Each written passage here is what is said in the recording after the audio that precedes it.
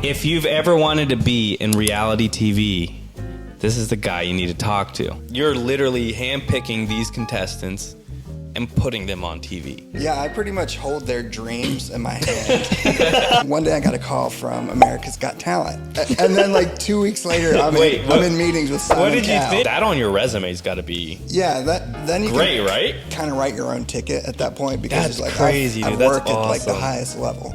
I'm not sure if I'll get sued for saying that. The thing about those shows is that kind of person, they know they suck. How did I get here? Like, how has my life gone from being a poor kid in Kentucky to now standing in a room with Steve Irwin? There's got to be so many people, right? I want to be on TV. I want to be on reality TV. What should they be doing? Well, the first key, and this seems simple, but people miss this, is don't be. All right, guys, welcome back to the Winners Podcast. Today, we have a very special guest, and you have your host, Alex Steven. It's your boy Carlos. And your boy Center. Today, we have an incredible guest. He is a casting producer in the entertainment industry. So, listen, if you've ever wanted to be in reality TV, this is the guy you need to talk to. Pick me, please. Yeah, hit me up. His name is Tom Burkardt. He is a casting producer in the entertainment industry. He's done shows that many of you have probably heard about. America's Got Talent, Race to Survive Alaska, We Are Family, incredible shows. And you have a ton more shows that you're doing. I do. I'm always getting more shows. Always doing more many shows. Good. So Tom is the guy who, before the contestants go on TV, they sit in front of you, right, Tom? They do, and sometimes before they sit in front of me, they sit on their Instagram, and I search them out and find people. You know, sometimes I'll send an app in, and somebody will forward it to me. But a lot of times, I'm literally finding people myself. That's awesome. Wow, he's a recruiting agent right now. So, guys, literally, welcome Tom Burkardt to the podcast. We're so happy you're here, Tom. Thanks for flying from LA to Nashville, dude. Yeah, thanks for Come having for the me. beautiful weather. It's great. So, all right, Tom, happy you're here. Welcome. And we're just Thanks. gonna get into it, dude. So yeah, I think the casting, Joe, my brother, and Carl were both like, even when I first met you, I was like, what is a casting producer? Like, I didn't really understand what you guys did, because I'm not familiar with like that type of that depth of the industry. Right. And then you started telling me, I was like, no way, this is crazy, dude. Like, you're literally handpicking these contestants and putting them on TV. Yeah, I pretty much hold their dreams in my hand. I'm the dream weaver. That's awesome, Yeah. dude. Yeah, I got started. I actually did a couple reality shows and game shows myself. Okay. And I was on TV. Okay. And I met a lot of casting producers who were really cool. And my wife was kind of like, you can do that. Your personality is exactly what they do. Yeah. You're great with people, and you should give it a try. So I made up a bunch of stuff on my resume and said I did stuff, and I got some jobs. And No way, No, dude. just It's like, wow, really? Dude, I'm like over here taking notes. Like, so what's the first show that you did yourself that you were on? Oh, so the first show I did is kind of a funny story. So I just started submitting to different TV shows and stuff, and I had done some stuff. I've produced a couple of my own things, like short films and web series and stuff. So I was like, I want to kind of make the leap to reality TV. So I just started like applying to everything, and I've literally applied to so many that I forgot who I applied to, and nothing was happening. Like nobody was calling me. Then one day I got a call from America's Got Talent. And it's just the biggest show that was on TV Right. at the time. And they called up and they said, do you still want the job? Are you still interested in the job? And I said, yes. But I had no idea what the job was. Like, I don't know what I'm doing. Yeah, like in casting, there's like So you were just putting stuff out for like reality TV Yes. world? Mhm. Okay, gotcha. And in casting, there's like casting recruiter, casting assistant, casting associate, casting producer. So I was trying to get in anywhere. Like I would have started at the lowliest Wherever, job yeah. there was. And they called me up and they said, okay, if you're interested, then put together a couple acts that you want to pitch and pitch them to the executive producer of the show. Oh my God. Okay. So I made a couple pitches. It went really well. A couple weeks later, they called me up and they're like, you got the job. And I was like, Dang. cool. I want to see the tape. It's cool. I'm excited. And they said, and the starting pay for a casting producer is this. And that was the first time I even knew it was for a casting producer. So oh my God, that's hilarious. I essentially dude. skipped over all the lower level jobs and landed the top job. Dude, that is awesome. They told me the pay and I was like, is that for 1 week or 2 weeks? Like, I was just... What was the pay? I can't say. I'm not going to say. I'm not going to say the pay. Okay. I won't do that. I won't do them dirty like that. But Had no idea what it was. What the job was, Shuffle what of the the conversation. It was just, Yeah. this is the starting pay for this position. And he's just like, wait, what? and then like 2 weeks later, I'm in meetings with Simon What did you Cowell. think when you heard like this? When you heard casting producer? Is that what it was? Casting producer? Yeah. Oh, yeah. I mean, probably a lot of expletives. Like I pulled it off. I did it. And then, they were like, we're going to let you start and put you on like a month probation. So try it for a month. And if you do good, then we'll extend you. So they did for the whole series. And that was the which season was that? Season 16. Dude, that's crazy. And so you said Simon Cowell first? Like, Well, so at that time we were still it was like the very beginning of COVID. Oh, okay. So it was like, it was a little bit before, but everybody was doing Zoom meetings still. So it was like 2 weeks in and I'm in a Zoom meeting with Simon, who's super cool. But it was just like, how did I get here? I don't belong in this room. Because you said you'd like, that position just like skips a whole bunch of like positions below that. Yeah, right? for sure. Yeah. did you come across like anybody like side-eyeing you or like they wanted that position or any politics? I mean, played it yeah, off. I didn't really run into him because we're all out of office at the time. Oh, that's But everybody right. was super cool, super supportive. There were people who clearly knew I didn't know what I was doing. Oh, no. Yeah, and they were like, "Let me help you, let me guide you." And Oh, that's like cool. anybody who, at least the ones who thought I didn't know what I was doing, were kind enough to say, "Let me help you." So Good. So, but before that, what were you doing? I did a lot of acting stuff, Okay. generally in comedy. Like I moved to LA from Kentucky to do that kind of stuff. Okay. And then just kind of along the way, Because you're originally from Kentucky, right? originally from Kentucky, yeah. Okay. And then how long were you in LA before you landed like the casting stuff? Probably like 17 years. Wow. Yeah. But I had a good run Yeah. with acting stuff. Nice. So it wasn't like I was just, wasting away in California. Yeah. Trying to like pursue a dream that Yeah. never happened. Yeah. Yeah. Oh, that's cool. and- because how did the casting? I know you said like your wife was like you'd be really good at this, but how did that? Was it just that? Was like? Well, so I worked with a production company in Winchester, Kentucky, Okay. occasionally. So I like freelanced over the years and I would work on projects. I did casting stuff, Okay. but not reality TV. So it would be like project-based casting, commercials, Okay. short films, stuff like that. Okay. So you're like finding the old person for like the Alzheimer's commercials. And Yeah. Oh my gosh. No, I think it was like minor league baseball and plumbing companies and That's stuff like funny, that. dude. Life Yeah. alert. Yeah. That's awesome, dude. That's crazy.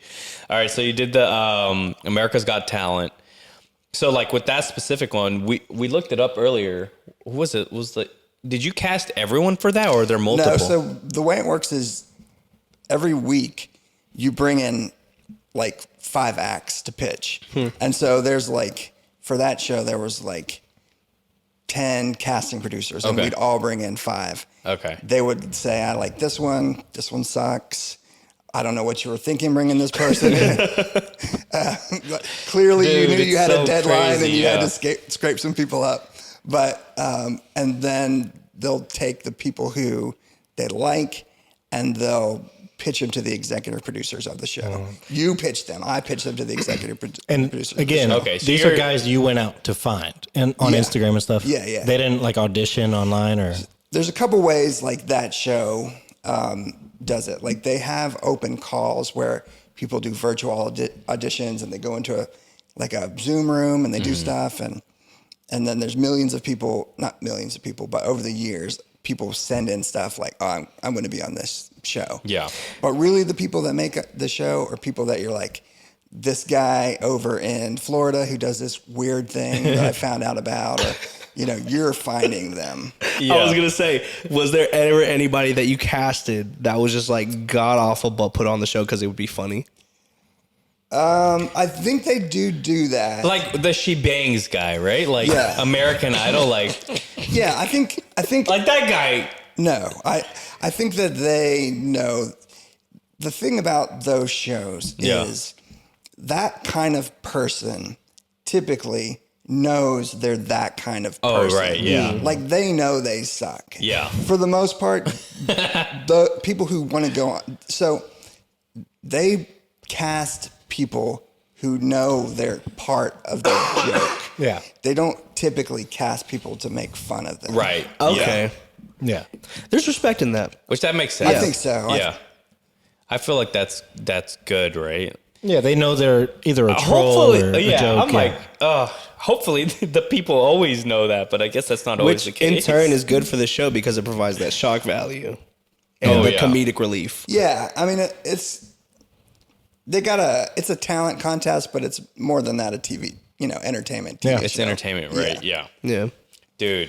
Speaking of the talent pool, were you one of the ones that picked the winner that year, or was it somebody else? I did not pick a winner. I did pick several people who made it to the main show. I did pick a lot of people who got like 4 stars, like some really good talented people. That's cool. Yeah. I mean, America's Got Talent. Like that is literally so many things. It could be like a musician. It could be like a someone comedian. swallowing snakes. Like Yeah. it A could be magician. just the most A lot. random stuff. Anything that could be deemed as talent. And that's what you were searching? Like, are you just scrolling through Anything, feeds? yeah. And sometimes they'd be like, okay, we want like a danger act this week. So try to find a danger act, or, we're looking for this particular thing. But generally I was just like, I don't know, whatever. Whatever. What are sticks. the executive producers saying whenever like they're saying no to you? Like, what's their reasoning usually? They're generally pretty nice. It's a it's a pass. It's a no. Yeah. We've seen it before. That kind of thing. And I don't know. Are they ever super excited? Like whenever you 100%. bring like someone, you're like, oh, they're like, oh yeah, 100%. Yeah. Really, that's cool. They're fans of the show, which I That's think fun, is cool. yeah. It's people who make the show. They're fans of the show. Yeah, So, that's cool. Yeah, they get excited when they know it's going to be a hit. That's cool. Who are like the executive producers? Is it behind the scenes people, or is it like Simon Cowell and like? He is an executive producer. Okay. He's not one that I would typically pitch directly. So there were other executive producers, pitched to them directly. Okay. But they kind of know what his palette is. Like they know, like, oh, Simon will hate this. We're not going to bring it. That's funny, dude. I had a comedian one time, and she was great, and they loved her. The first round, my bosses loved her. Let's push her through. She's great. She's one of the funniest people I've seen. I can't stop thinking about her.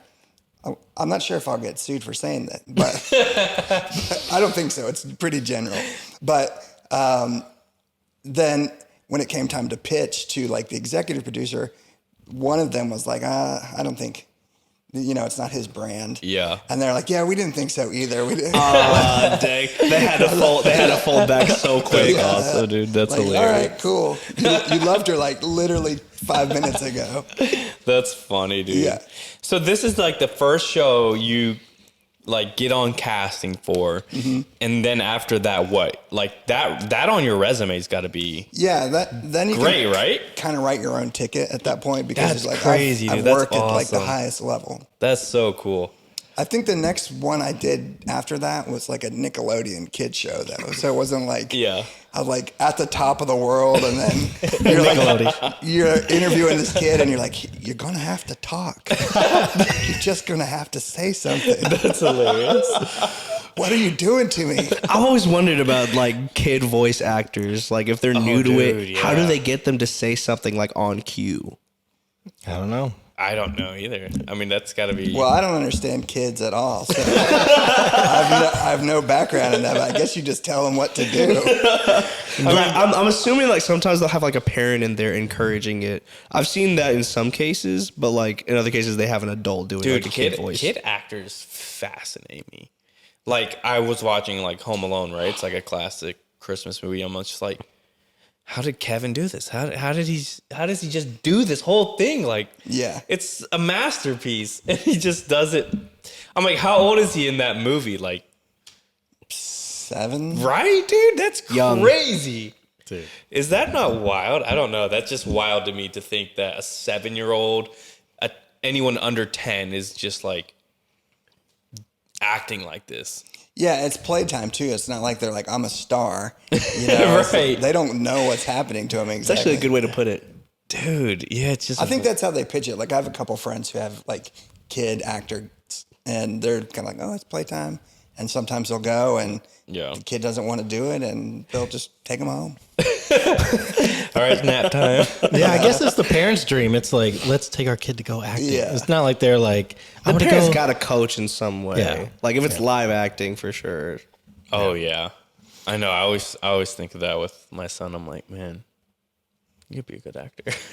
Your son is a genius. I know. I was like your son could do it. Says the right stuff on cue, like on his own too. Yeah. That's improvised. he talks better English than I speak. Like, I mumble all the time. He's over there like, the capital of Tennessee. I'm like, Abner? He's like, yes, sir. Yeah, I like that you referenced a place where you lived. I didn't know any other capital. I didn't know my geography like him. exactly. Yeah, No, dude, you don't he's on countries now, bro. You don't want to be called out on it. Like, what the is comments the are going to capital get of me. Tennessee? Yeah, He's that's talking what about like I can't even say it. He'll be like Kinshasa. It's like the capital of Bosnia or something like that. Botswana. It's the capital of Botswana, I think. Fact check me. I'm just like, what? What are you doing, dude? Like, go throw some dirt around. He's just like reading through books. Yeah, that's awesome. It's funny, dude. Hey, I mean, perfect time, dude. Make him an actor. I know. I mean, if a show comes up, Hey. you are actually, I think you've compromised him by like actually knowing me. Oh. Yeah. Dang. It's too late. Wow. I heard that you have a show that just recently released, right? On the 3rd, yesterday? I did, yeah. Last week, I guess. We Are Family premiered on January 3rd, and that's a Fox primetime show. That's awesome, Yeah, dude. that was great. That's a big show, right? It's huge. They have 100 contestants. Whoa. And they stay on through the entire series. So How long is it? the show, 10 episodes, I think. Wow. How did you cast for that? Same method? So there's a lot of Are you executive on that one? just a casting producer. Okay, cool. But there's like not just a casting producer. You're a casting producer. But so there's a lot of casting websites, Facebook groups. So we post a lot of that stuff, a lot of direct recruiting, and to get 100 contestants, you're probably interviewing 500 or 600 people. Yeah. So maybe more because there was 4 of us and cast the whole show. And what's the premise of the show? What's the contest about? So it's kind of a mix of the reveal shows. So a relative of a celebrity comes out, they give some clues, and then they sing a song. And the audience, the contestants try to guess who the celebrity is based on the clues. And then the next round, they actually sing a duet with their relative, and the relative's in like a sphere of some kind. And you can kind of see, can't like, see 'em. You can see like an outline of them, but you Okay. can hear them. Their voice isn't changed or anything. Okay. And you get some more clues, and then everybody who guesses it right splits a big bunch of money. Oh, that's cool. Yeah. Wow. Should have been me. That's the first season, right? First season, first episode was on the 3rd. Oh, that's awesome, Yeah. dude. That's fun. And then I have another show that's airing right now on the Game Show Network called Switch. Okay. Another game show. That's fun, dude. So development, I do a lot of development casting. Okay. And that basically is a network has an idea for a show. They want to cast the people who are going to potentially appear in the show, and then they'll use that to pitch to the network. Maybe they'll shoot a pilot of that episode. Okay, cool. So I'm always working on different shows. Race to Survive, was a development project that I worked on that ended up being a series. That's cool. Yeah. Yeah. I started watching it. I was like, man, these people are crazy, dude. Because how long was Race to Survive? They raced for 6 weeks. 6 weeks in the Alaskan wilderness. Whoa. And the prize money is, what was it, 500,000? 500K, yeah. 500K. And that show's awesome. That's my favorite show that I've cast. Really? Yeah, I was gonna ask you if you had a top one. You'd say that one is. Yeah, because just the people in it, you root for them, and I really advocate for the people that I cast. Like I watch it, and I'm like, oh man, I want this for them so bad. Yeah. And did you cast the brothers? I did. Oh, that's awesome, Yeah. dude. I watched them. I was like, oh, they got a good little dynamic going. Yeah, you haven't watched it all the way through yet. I haven't watched it all the way through. Keep watching. Okay. Keep watching. A little cliffhanger for the audience. Yeah. Tune in to, is it Peacock? Is it on Peacock? Or, Where did I stream it? I think it's Peacock. It's at NBC Universal show. Yeah, it's on Peacock, but I think I streamed it on like Hulu or something. That could be. I don't remember, but it was something like that. Look for it. Oh, no. YouTube TV. Okay. I could just search it Yeah. because I guess they have Peacock or whatever. It's so good. And I cast season 2. It's going to be at a different location. I can't say where. Ooh. But it's allegedly even better than the first season. Really? Ooh. The survival shows are so fun, man. Yeah. Are you looking for people that you think can survive? Like they look hardy, or like, what are you looking for? Did you cast the lady who passed out? I did not. Oh. Because I don't cast losers. Let's go. Wait. Nobody I cast is going to pass out. All right? You're looking for warriors. So you're looking That's for people awesome, who are dude. definitely the ones that are gonna try to like finish. Yeah, I saw her pass out, and then at the end they're like, so and so had to go to the emergency room on a helicopter because she had like heat stroke or something. That was and I was scary. like, I wonder if Tom cast that lady. Nah, Tom's just there shaking his head. No, that was scary. She's I like, knew you were weak. so this lady, she's like a hardcore Alaskan like survivalist and hunter, and she just gets heat stroke. It's like way hotter than they thought it was going to be, and so she passes out. I felt bad for her husband. Yeah, it was because she's laying there, her eyes are rolled back in her head, and she says, "I'll see you in heaven." What? No. Yeah. She thought that was the end. Well, her husband was like a big, like meaty dude. Like you're like, oh, this guy's gonna win the whole thing. He's just like, let's just drudging through the rainforest in Alaska, and then back behind him, his wife just is like, just passes out. She's like, "Good night." Yeah, dude. I saw that. I was curious how that played out on your end. Yeah, that was crazy because I do have a rooting interest. I watch the show thinking like, I want my people to win. Yeah, and I'm competitive too. Like when I'm casting, I'm like, it matters to me how many people I cast. And how many people other people cast. And I felt terrible that she passed out. On the other hand, I was like, there's one down. Wait, one. Did we ask this? Did your cast win? Yes. Oh, that's awesome. Yes. I mean, I cast one. Oh, that's fun, dude. That's great. I.e., he doesn't cast losers. He told you. He already told you. that. Dude, that's awesome. Yeah. So you had I know you told me about the what was the Crappy Lake? Oh yeah. So I did a show called Luann and Sonia Welcome to Crappy Lake. That's a Bravo show with two of the stars of Housewives of New York. Yeah. Yeah, so that was a fun one. I basically cast like peripheral people. So they have like the main cast. Okay. And then I cast like people that they would interact with. Okay. And that was a big show. People liked it. Yeah. I haven't watched it. I haven't watched it either. It kind of gives me like the Schitt's Creek vibes. That was the intention. Okay. Sure. Yeah. Which I love Schitt's Creek. It was that like Sarah and I watched it like twice. It was like the funniest. It's like a small town, right? Right. That's kind of like the setting. These two women are in a small town, and and it's kind of the model of the show on back in the day, The Simple Life with Paris Hilton and Nicole Richie. So I remember seeing that. Yeah. Same show creator created Luann and Sonia. Dude, that's funny. So, people who want to be like.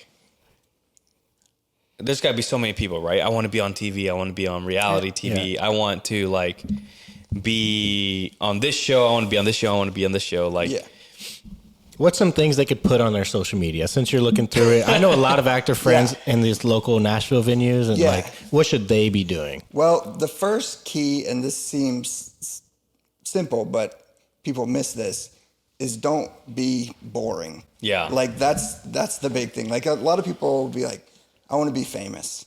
Not I want to do something to become famous. I want to be famous. Just be famous. And a lot of those people are boring. Like honestly, they haven't worked it out. They don't know, what they want. They don't know their shtick or anything. And and like that's the thing is know what it is that you want to do. So if there's a particular show that you want to do, then you can go usually to the show's website, find out who the casting company is that does it, and contact them directly. They usually have applications and ways to apply. So you have to know what show you want. If you don't care what show it is, like I said, there's a lot of really good Facebook groups. So you can go to those Facebook groups. I can't recall the names of them, but just search like reality show casting. I think that might even be the name of one of them. Okay. And it's not. He's like, I can't remember. Reality show casting, please. No losers. Yeah, and I get money every time somebody goes. But like all the casting companies post their shows on these sites. I post stuff even if I'm looking for people, directly. But so you can look there and find a show that you want. If you're doing something specific, like just tag what you do in. On your, Instagram or TikTok or whatever, put that tag because I search for tags all the time. I was gonna say whenever you're searching, you must like search a lot of hashtags. Yeah, 100%. Yeah, so like a girl that's like, for example, on a show like The Bachelor, that's actually looking for love. You can't just be looking for love. Like you got to have some entertainment value or be hot. Yeah. Yeah, that's probably it. Right? Like, okay. Yeah, that was a bad example. You just got to be beautiful. No, but I think that's, The Bachelor, that's kind of the pinnacle of dating shows. Oh, yeah. So maybe tag dating shows, reality show contestant, stuff like that, searchable things. Gotcha. Yeah. So you're definitely looking for a lot of personality when it comes to casting. Yeah, I think so because you have to know what your own story is. Mm-hmm. Like if you come to me and you don't know who you are, then I'm not going to know who you are. Are there certain characters you're always looking for? Like, are you looking for like the villain always? Or are you looking for like the like nice, overly nice, get stepped on person? Like, yeah, I would say 100%. Like, know what category you are. Mm-hmm. Like, if you're the girl next door, be like a 10 out of 10 girl next door. Like, really play it up. If you're the villain, play up the villain. Don't be a villain if you're not really a villain and you just want to pretend to be a villain. Like, just play up those real things. I had a guy who I was doing an audition and he was like, all his social stuff promoted like he's a star boy. That's what he's. I'm a star boy. Wow. And he came in, he was just like so quiet, and he's like, at the end of it, he was like, I'm a star boy. No. I said, what? What did you say? Say it with your chest, boy. Is that like The Weeknd? Yeah. Is that what he's like? I'm a star boy. I'm a star boy. Oh my like God. real low. And I was actually training somebody at the time, and I was like, "You're gonna have to turn it up. Like, I really want to hear it. I really want to hear you say you're a star boy." Come here, little star boy. At that point, it was for me. Like it was for me. But like, Tell me what you are. yeah. But yeah. So know what your category is. Yeah. Really. Like That's if you're, good. Yeah, no, that's if you're, good advice. and that's the same thing. Even if as an actor, like you want to kind of know what your lane is a little bit. That doesn't mean you can't change lanes, but people in casting want to know that you know who you are. Yeah. So that they can, put you out there. in a box. Really, like Keep you in a box. Yeah. And push you. Yeah. Like I might interview 10 or 15 people in a day. And so I want to be able to say, okay, this person was this, we're looking for this, we're looking for that. Yeah. You also want to be able to hear them. Yeah. Yeah. And you know him more than us. So what would you cast him as? Like, what lane would he fit in most? Like the villain, or like the smarty guy, or like the star boy? Like, who would he fit in? Yeah, Like, I feel like it is because undefined. you're like a great dad. You're also good with guys. You're funny, but you're also you do all this like renovation stuff. So Right. I'm a jack of all trades. Yeah. That's why He would be I on always both feel like sides. I'm So the that. question would be, what would you be casting for? Yeah. I mean, Starboy, obviously. yeah, Starboy for sure. Yeah, you'd have to change it up. I think the survival shows would be, if I'm being honest, I think the survival shows would be like where I would fit in. Yeah, the you're most. like, I'm trying to win. He would Like, kill. I He would could- kill. yeah. He would I kill think all survival shows is where I would fit in the most. If it has like And then grocery like store the other vibes. stuff would be like, Everything you ever need, as long as it's As there. long as everything I need is there, there's a gaming and then system. the other stuff would be like, You got to cut 10 trees a day. No opponents. like Big Brother type, like Yeah. like in those kind of environments where And Big Brother is something that you could easily shift into because you built a brand sort Yeah. of in that lane of, I won this kind of challenge. I won on YouTube. Now I'm ready to win in prime time. Like Yeah. you carry that. Like that's what you would pitch yourself as. Yeah, It's like, right. I'm a winner. Yeah. I don't quit. I win. yeah. You could be like Top G, like Andrew Tate. Just change up your whole vibe. Just like, I'm the yeah, Top he G. would get cast quick, bro. I feel like that personality. I'm the shit. You're in. We want I think you. he was. I don't know. I can't remember. But Those personalities, I feel like they're, like you're saying, like you're just aggressive in who you are. Like those personalities, I feel like are going to be top. Yeah, people, just right? confident. It doesn't have to be like in your face, but Yeah. like you You're just have to own it. You're a confident Yeah. nerd. Yeah. Like, you're a confident whatever. if I say Starboy one more time, they're gonna get tired of that joke. You can never have enough Starboy. Hey, you said it. What's a top show, like, whenever you think of, obviously you've done some really popular shows, America's Got Talent, Race to Survive. The most recent one, what was it called? We are family. We Are Family. What would you say is like, what's one of your dream shows to cast that's like active? I'd love to cast Big Brother. For Big sure. Brother, yeah. Yeah, that's like the one that I dreamt of being on as a kid. That's fun, And I think dude. there's an element of like you're putting people on a show, but you kind of want to be on it yourself. Yeah. Like, you're watching somebody else win and you're like, I could do that. Let me So be. after their cast, like, do you have any input in like shaping their character and like giving them advice or no? No, not at all. So Okay. that's basically a field producer would take over, or a contestant producer. And then they work kind of on their story and, Oh, that's cool. it's kind of a handoff. So I basically, It's like, you're a star boy, remember? yeah. Don't stop that. Don't let him be anything other than a star boy. But yeah, so we'll do like the casting and we'll essentially make a pitch deck for them. So we'll write materials, we'll get photos, we'll edit a video for them. Everybody who comes in, I'll do their interview, a recorded interview with them. And then that'll get edited. They'll send in photos, they'll send in pictures. I'll write like a blurb about them and then pitch them to the network. Then the network will say, okay, this is who we want. And see you later. good luck on your next show. Nice. For me. Yeah. Dang, dude. That's funny. Well, randomly, you notice that we're all Hispanic, right? How much, Hollywood, they're talking about like politically correct. I'm going to cast you guys as the Hispanic guys. As the brown guy. The brothers. Hispanic Would bros. you ever ask us to like have an accent? Like, can you put it on thick? Well, you know what? It's in my notes. I don't know. Yeah.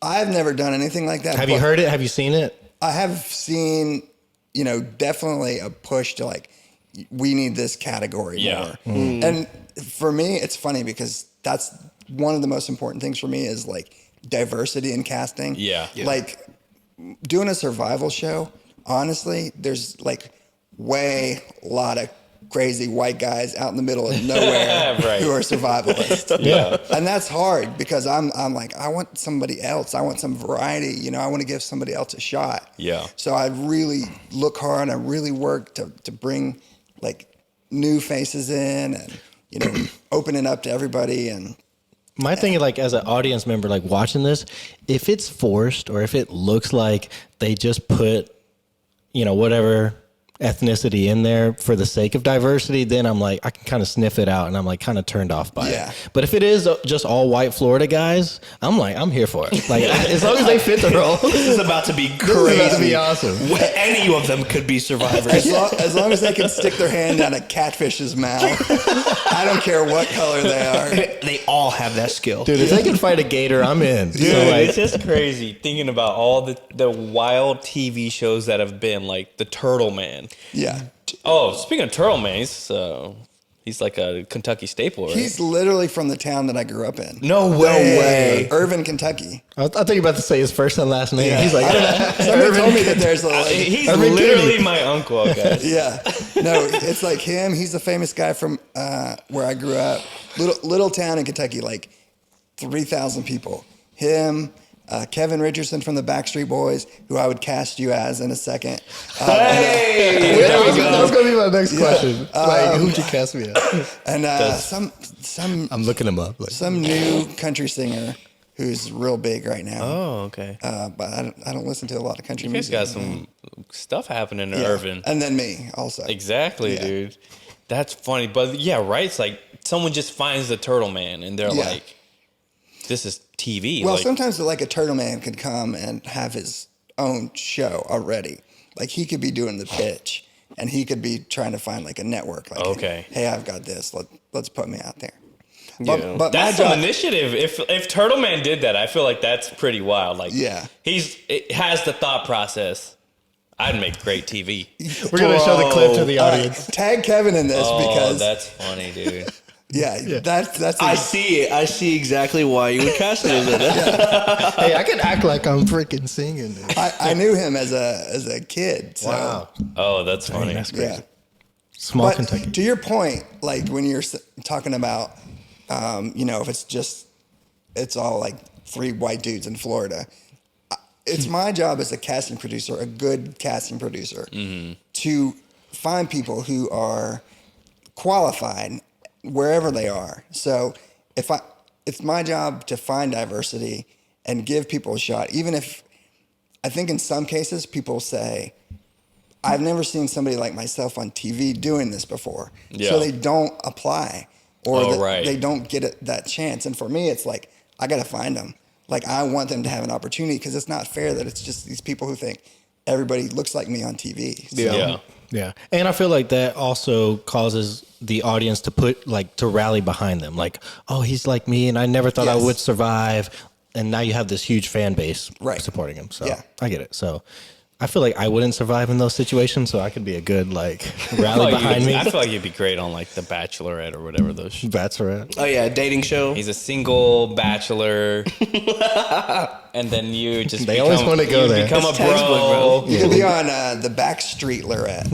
Hey, that's a winner right But there. I can't sing, so it doesn't benefit. Yeah.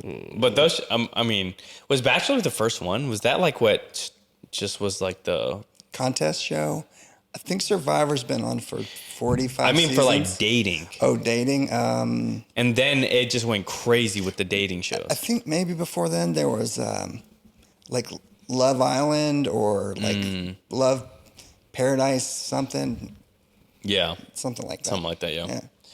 Those shows are so fun. I mean, I've been into this, or last year, I was into Love is Blind. That was a big one. That was great. And then I can't remember the other ones, but yeah, I had my kick again for reality TV. I'm like, this is why I used to watch this. TV. We used to watch like the Best Weapon one. Remember, like, oh my god, like on History Channel or something. Dude. Like, yeah, we used to like follow the contestants and their stories. So I could definitely see myself like following a character and like sticking to like that core. Yeah.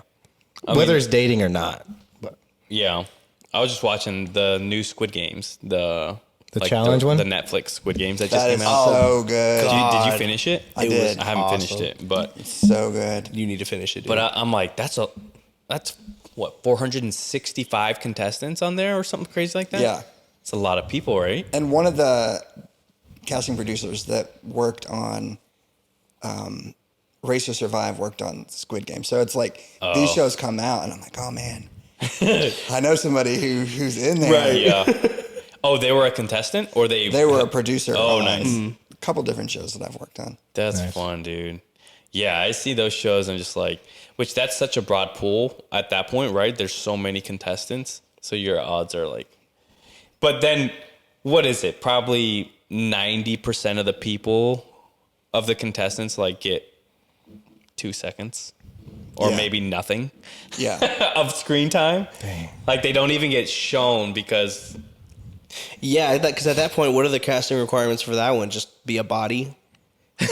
Be a body and like 10 of you that have personalities. At the end of it, they're probably like, all right, you're good. Come on. I think they honestly believe that every person has a shot at it, you know, at something like that. I've run into people in this business who I like as a contestant, who will drop out because they'll say, I don't have a chance to win. Dang. And I'm like, dude, you got this far. Like, do you know how many people would want to be where you're at right now? Yeah. Like to have an opportunity to be a contestant even. Yeah. And they'll say, I don't know. I'm not that good at trivia. No. I'm like, I cast you. Don't drop out. Please. You're going to make me look bad. Don't cast losers. Because then you got the people who are like one of the first few people in the Squid Games where it's, I'm going to make it to the end. I'm a survivor. We survived. And then they're the first person out. Oh, yeah. That's always the funniest how they create the story. Yeah. And then they're just like. Yeah, and you can usually tell who that person is. Oh, so quick, right? You're done. Oh, it's so funny. That one's funny. The old lady on the Squid Games was like, I feel like she was a big character. The mom. Oh, yeah, with the mom and the son. You got that far already? Yeah, okay. Yeah, I got past. I mean, I didn't get too far. I'm like on episode 3 or 4. I actually reached out to one of the contestants. She lives here in Nashville. I tried to get her on the podcast, and then she ghosted me. Was she a winner? She wasn't, but she definitely saw a lot that happened. There's only one winner, so. But in life, in general, is she a winner? It's the fact that she got on to the show. Hey, if she didn't make it here, she's not a winner. No, but one of my friends is friends with like one of the top 3 contestants. Oh, cool. Phil, yeah. Okay. And Phil's cool. I need to reach out. I haven't reached out to him, but I want to reach out to him. But hey, I know someone that you know, and you should come to Nashville. And be on the podcast. It's pretty cool to win on a show, you know, dude, as you know. I know a girl won Squid Games. I don't know who won. I was about to say, don't tell me, but it's too late now. You can tell. Yeah. But on that whole note, it was like people were. I think there was. I had like heard something about how long she had to wait to get paid, and it was like, oh yeah, a long time. Like maybe close. Like from Netflix, but that on a show, like on a network show, or so you don't get paid in most cases until 120 days after the air date. Wow. So that's the case for Price is Right as well. So oh really? Yeah. So I actually won on Price is Right. No way, dude. Yeah, but something small, and it was like refrigerator. It was like $700,000. Yeah, like a computer, but like I didn't get my prize, And I was like writing them at like 115 days of like, dude, where's it at? Yeah. It showed up on like 120 exactly. No way. Yeah. Wow. That's funny, dude. Yep. I've heard that too about like reality TV network shows like that. It's like I always thought it was once it aired, but it's 100. It could be 120 days after it airs. Yeah. Yeah. Wow. Dude, Dude, can you imagine sitting there like Squid Game's winner, $4.5 million? Yeah, and all your bills are like just piling up. stacking, Bro. So wild. But again, you you're could just be like, telling- trust me, I won. Yeah, Look, you're just like, telling people like, no, it's coming. Like, I won. You saw it. I won. it's like I will pay you with one IOU. showing the bank like a video of me on Squid Games. This is as good as cash. Yeah. But then imagine imagine when it hits. Were you like, before you got paid, were you like, will you accept screenshots for payments? Yes, look, it's funny because we're refinancing for this house so I can buy it. And I was like, they wanted a source that I like got the money. I was like, the video is out. Go watch the video. Like, that's me in the video. Not good enough for the That's just TV. We don't know for sure. Yeah, I don't know what that means. Dang. Yeah, no. No, there's people that actually think that like the Mr. Beast videos or just stuff in general is like shot within like a week. It's like, no, it took actually like 50 days. Yeah, it's funny. I posted my first video. That, oh wow, this only took 10 days to film. I was like, Are you I was kidding in me? there 45 days, bro. What are you talking about? It's funny. I have grandchildren since I was in there. I was like, what? I was not quick. Dude, that's so funny. All right, so dream show to be Big Brother. Have you guys watched Big Brother? I have not. I have Time heard to of it. tell some Your, episodes. your dream show is Big Brother. No, yours. Survivor for me. Oh, really? Yeah. To cast or be on? To cast. Oh, really? Yeah. Oh, I thought Yeah. it was Big Brother. Did I say that? Yeah. I like them both. Let's say that. They're both Survivor. They're both CBS shows. Cool. Yeah. The girl that lives in Nashville from Squid Games was on Survivor too. Actually, it was the millennial versus Gen Z Oh, cool. season. Jinx. Twinsies. Yeah, aka Figgy. If you want to be a winner, come on the podcast. Nice. Come on, Figgy. But okay, so Survivor. What have you gotten close to like casting or? I don't think so. I mean, one of the first people that I ever knew in the industry worked as a casting producer for Big Brother or Survivor, and I always kind of wanted it, but I haven't ever done any CBS show, which is weird. I've done like NBC and Fox and everybody, but I haven't done a CBS show. So Your time's coming, man. You're not a loser. no, You're a star boy. yeah, You're a star boy. I'm the real star You need boy. to tag that on your. Yeah. That's probably what's That's holding me back. Yeah. yeah. I haven't embraced my star boyness. at night when he goes home at the hotel. I'm a star boy. Star boy, and then he gets an email. Boom. Blast off. Survivor. Yeah. and crazy. this will be my first podcast that I'll do after I'm working on Survivor. Dude, Survivor is how many seasons deep are they? I think they just did 46, That's crazy. but they do like two a To a year? year now. Jeez. Yeah.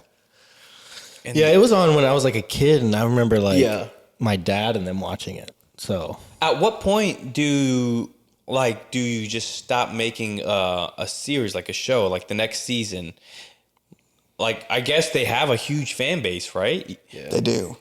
Like, I mean, it's like American Idol, America's Got Talent, like all these shows that people are continually watching. But Yeah, you just milk it until it dries up. Yeah. You just keep riding it. that's wild, dude. Because like Survivor, to be honest, I have watched 0 seasons of Survivor. you haven't good. seen clips or anything? I've seen clips. Yeah. I know what it is, but I've never watched a whole season through. This last season, so the host is Jeff Probst. And he, like, every commercial break was like, you want to be on Survivor? Here's where you apply. I'm like, you don't need any applicants. Oh, right, You yeah. have plenty of people. We have friends that want to be on Survivor. Like, Yeah, right now. I couldn't understand why he's always asking for applicants. Yeah, it's He just has like them. everybody's going to be applying every year. I know people that still apply for America's Got Talent, like at least every time that they put it out, they're like, I'm going to try this time. And this is my new thing that I'm doing. And I'm like, okay.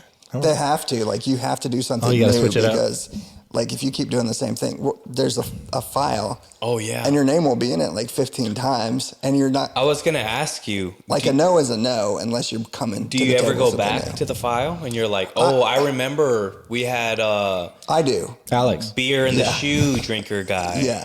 Well, I kind of remember most people that I interview. So I kind of like file them in my head. I'm like, okay, they'll be good for something else on a different show. Or because I do go to different shows and different networks all the time. I'll be like, oh, I remember that person would be great for this. They weren't right for this, but, you know, because they've never been outside before, they're not going to be very good at survival. But they're really strong and they're great at like fitness stuff. That would have been. You know? That would be. I mean, I know it's like the survival show. It seems like it's very serious, but it would have also been funny to like throw in like just one like random, like a TikToker or something. Like, who has like really bad allergies. Yeah, just something like just crazy. Like they're just like, there's no chance. And people are like, sign the paper. They wanted. It's like one of those things where people are like, this is so bizarre. They're probably going to end up winning. Yeah. But then it just falls into what they actually believed. Because they forgot their inhaler at home. They like step off the helicopter and straight onto the boat back home. This is going to be a no. Immediately just roll their ankle walking. Yeah. Dude, that's funny. You're from Kentucky. I am. And you live in LA. I do. How does a Kentucky boy get to LA? That's what I want to know. Well, you know, I think it's, I grew up in a farm, kind of, but we didn't really farm anything. I was going to say, what did you farm over there? Wait, so real quick, you went Kentucky to LA. Was there anything in between? I flamed out in Orlando for a month. Okay. At one point, like working at Disney. Yeah, actually, which you know who else worked at Disney? Don't say it. Kevin Richards.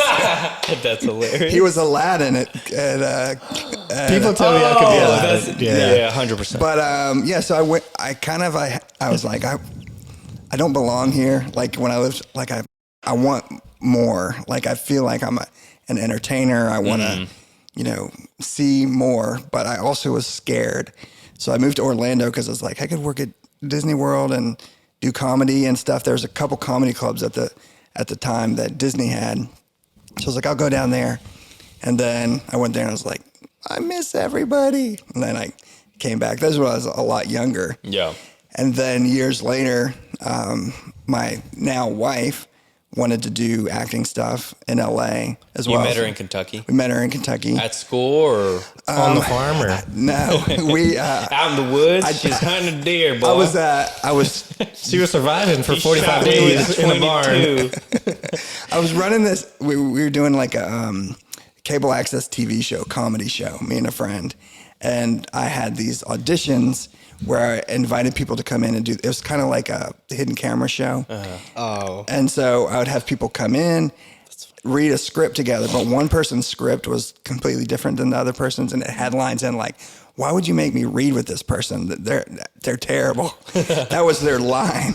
Oh, that's funny. And the other person had no idea that was their thing. But so that's funny. I've seen that like on Impractical Jokers, like the loser would have to like be on an actual show of an improv thing, and he's like he keeps mimicking what the other guy is doing. It's kind of like the same vibe. Yeah. So she came in for that, and that's how we met. It's like an acting thing. Oh, that's. Did you give her lines? Like, did she audition or? Yeah, she was great. She's a star for sure. She's your star. Star girl. Star girl.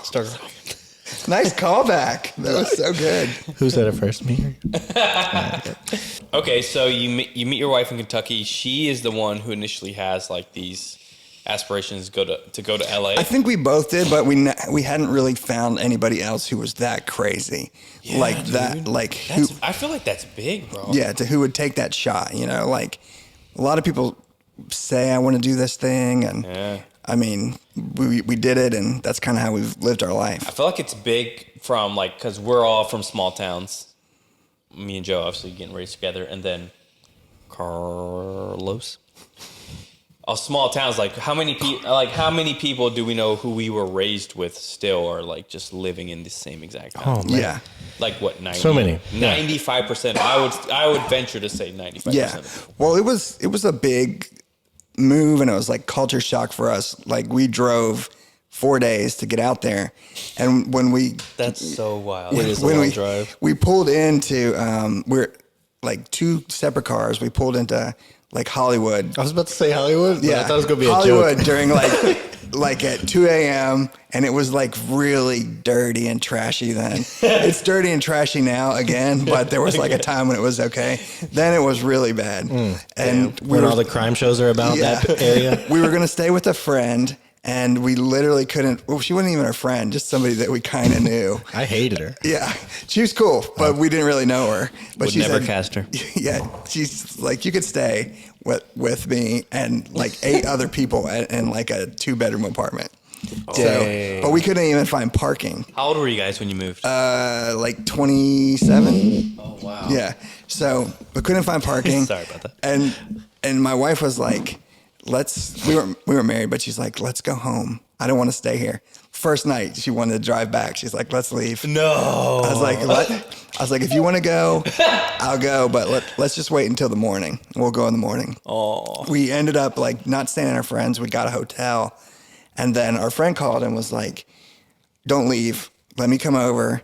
I just want to talk to you for a minute. So she came over to the hotel. Immediately, the front desk guy at the hotel calls and was like, if you're going to have 2 girls in your room, you need to pay more. And What? High five, dude. that's really what happened. And we were like, this place is toxic. Like, this is bad. That's the quality of the area we were in, you know, it was definitely. And she walked us to our place. We sat on the roof of the building. She's like, look at the city, give it a week, and then decide. So like, okay, we'll give it a week. Then we gave it a week and gave it a week. And finally we're like, I love this place. I'm never leaving. It's the best place in the world. That's beautiful. Like, Yeah. That's cool, man. I need to do like that pitch to somebody in Nashville. Like, if you want to try Nashville out, take them to a rooftop. Like, wait, give it a week, man. Yeah. What'd you do in the first week? Looked for a place to live. Like Good. Yeah. we slept on the floor at our friend's place. She had like sheets up that were like dividing the rooms. There were so many people staying there. And we stayed. How fun though, right? Like you look back now, I feel like that's such a core memory. Like building it to where you are now. Yeah, all the hard stuff, like everything that's hard. Once you get through it, and you're like, man, I survived that, and I kept fighting. Cool. Like it was worth it. That's awesome. So cool. I love that. So then you get to LA, you find a place to live, and then like you just start. What's the first job you get when you're there? So the first job I got was doing costume characters at kids' birthday parties. No So way. I was like Spider-Man. I was a Care You're Bear the character. one. Yeah, I was the character. That is awesome, dude.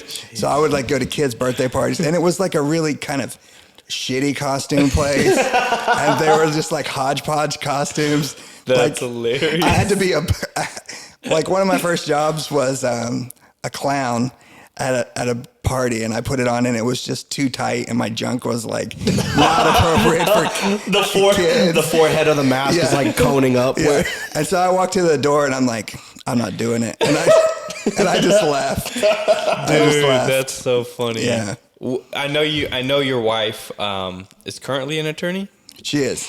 When did she get into that? Was it She was later on or she pretty was a quick? lawyer in Kentucky. Oh, okay. Nice. Yeah. And what's funny, and this will give a little bit more context to like what the move was. Mm-hmm. She was a lawyer, and she moved and was a waitress at Johnny Rockets. Like she moved from like a $90,000 a year job at the time to like getting yelled at Johnny Rockets, serving like chili cheese fries. Dude. Wow. So like it took some guts to do that. Yeah. That's fun. So that was the game plan. Like, Talk about humble beginnings. Yeah. kind of go out there and just about start taking a risk, right? Yeah, Like just risking putting it. yourself out there and just like, let's do something new. Let's just go. Let's just send it. Let's go for it. Yeah. I mean, that's so fun, dude. I love it. I love people have plans, and you know, people feel safe with a lot of plans, and it takes a lot to give up that safety, but like, I just didn't want to do the same thing for 40 years and regret it. Yeah. That's inspiring, dude. It is inspiring. And inspiring. Are you crying, dude? It's okay. No, that is inspiring. I was just joking. Okay. I was like, really worried right there. I was like, cut the mic. Let's All right, guys, that's it for the show. I want to do a cuddle session now. So when did you get into like the comedy side of things? So Was that first, after casting, before? before, so the next day in LA, I had an appointment at Groundlings Theater, and that's like the most prestigious comedy school in the world, really. It's where Will Ferrell, Chris Kattan, Jimmy Fallon, Phil Hartman, like all these like legends train there and perform there. And so I had an audition there just to get into their like acting program. So that was the first thing I did in LA. Cool. So I got in and just kind of found some community there. There's actually like an improv comedy class at my church. We started going to a church out there. And so I was doing like comedy classes, and then I started performing, and it became a big part of like my career. It's just kind of the comedy side of it. That's cool, dude. Yeah, and I got to like perform with some of my like comedy heroes, and it was just kind of surreal. Who is your favorite who is one of your heroes that you perform with? It's kind of funny. So I don't know if you guys know Jim Rash from like Community and. Oh, I've seen it. Yeah. Yeah. So he's really funny. I got to work with him. Carl's in the comedy world. Yeah. And I've never done stand up, but I'm just a big fan. I love it. Well, one of the funniest things was Joe's involved too. well, you're both funny. Thank you. Yeah. But when I moved out there, my favorite movie series was Mindy Sterling. I mean, she's not a movie series. One of my favorite, when I moved out to LA, one of my favorite movie series was Austin Powers. Yes! Yeah. And Mindy Sterling plays Frau Forbissern in there. And she's like, Scott! And she was one of my teachers out there. Cool, dude. And I'm like, man, it's just surreal to be sitting there and somebody, you're in the movie theater having this experience watching a great comedy. And now you're being taught by somebody like that. Right. That's neat, dude. I've never been to LA. The furthest west I've gone is Colorado. They're a lot different. Joe, how far west have you gone? I've gone all the way. I went with mom when I was little. Oh, that's right. But you were little. Yeah. Yeah, it doesn't count. I definitely remember the beach. I remember Carl's chasing been the to seagulls. Arkansas. I don't remember a lot of the trashy aspects. Carl's from Arkansas. I love that transition. How far west have you been? He's like I talking need about to go to his Cali, dude. I hate it. I need to go to Cali. I went to the creek. I've been wanting to go so bad. Now I have an even better excuse. Tom's in Cali. Yeah, if you guys come out, I'll take you to like the legendary spots, like the iconic places Listen, of LA. We are massive LeBron fans. Okay. Carl and I. So we got to go to a Lakers game. Yeah, we're gonna go to a Lakers game. We're gonna Even if it's nosebleeds, I know they're like $1 billion, right? You have it. The money. now he has it. Yeah. Now he has it. But Spent it all. dude, we have to go see a comedy show. We have to see the sights.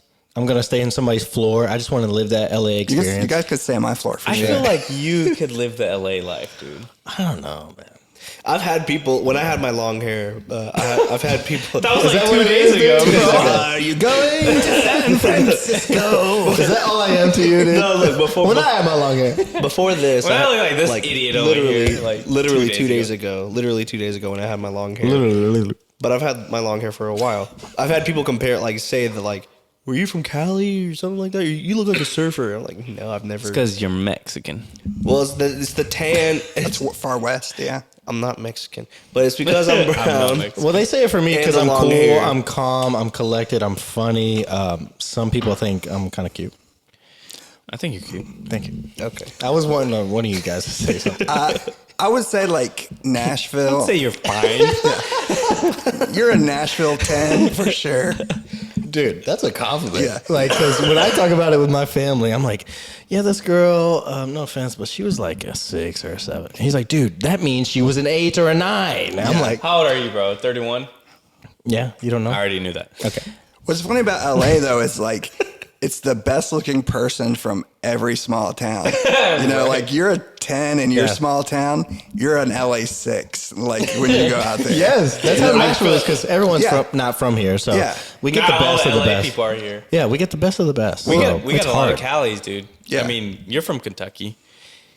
I don't know what that means. But I mean, you're from Kentucky. Like I have to been compete to against Arkansas. like I have to compete against like a Arkansas 8. I have to compete against freaking like Tennessee Titans players. Like I've But tried to date a to girl be fair, that, an Arkansas 8 is an Arkansas person with teeth. exactly. That's my standard is right here. I got teeth. But I I'm made from it out. Kentucky, so I can get away with that one. Yeah, of course. I mean, A full you're set from of Turtle teeth. Man Town, Yeah. Tom. So. With the canines, Yo. you're golden. Me and Nicole love Turtle Man, my sister. Like, we grew up rooting for the Dude, I Turtle loved Man. him too. I don't know. I don't know the reference. Sorry. I don't know. I'm with you. He's the best. He's the GOAT. Yeah, but I mean, He's a LeBron James of turtle poking. He Yeah. put you guys on the map, basically. We were on the map. It wasn't They were. Tyler Childress or whoever else. Kevin Richardson. I mean, I saw him with like he was kind of pale. I need to see better pictures. His face was a little bit more flat than yours, too. There wasn't a lot of I'm dimension. a long face. You have a little more dimension, a little texture to your face. Thank you, Whenever dude. they cast lookalike I think they call it characters pores. in like big movies, they for some reason they always make sure that they cast somebody that looks better than the original guy.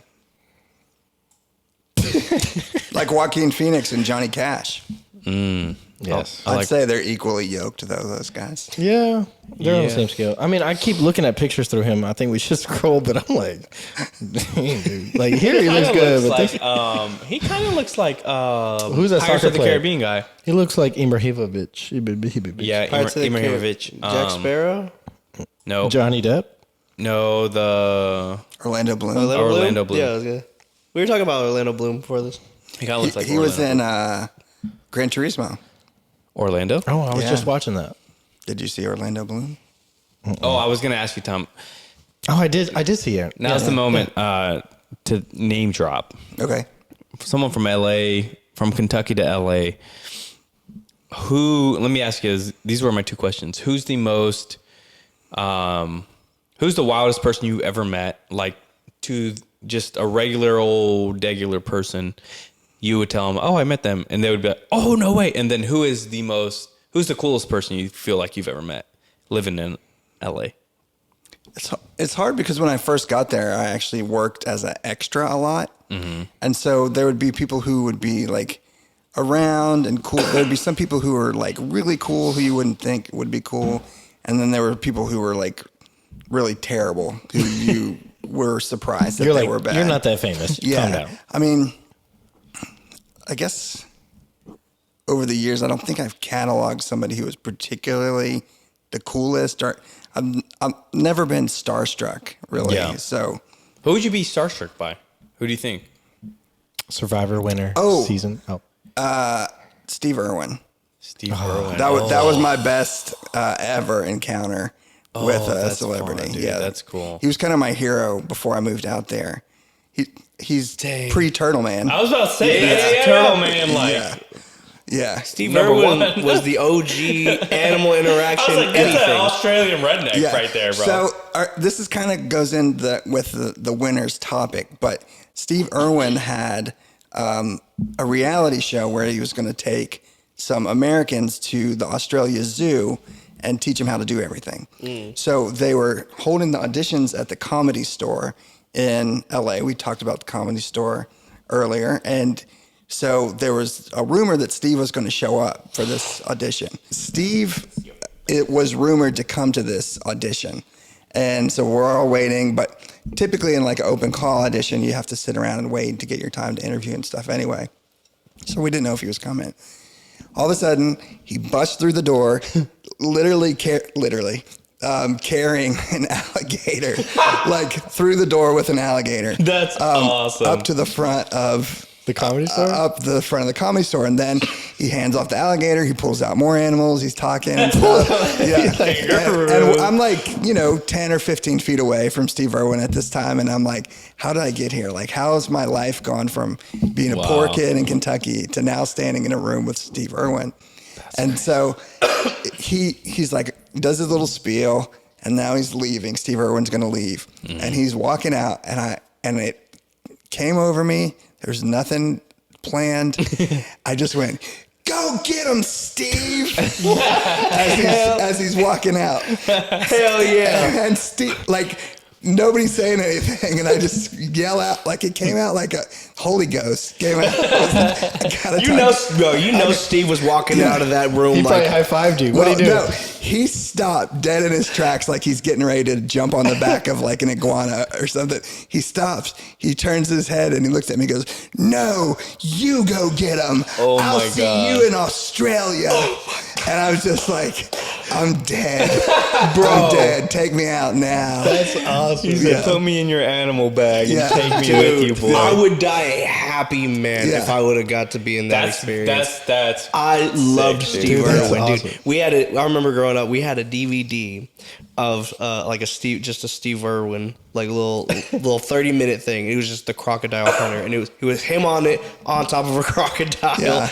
It was the best thing ever. I freaking loved him. Yeah, it was so good. And then he I guess like right after that got in trouble for like dangling his kid in front of like a crocodile, and they canceled the show. So I was like, I know I would have been on that. I would have been on it. That's crazy. That's funny, and now his kid is like carrying the torch. Like he's doing the same thing. He's awesome. Yeah.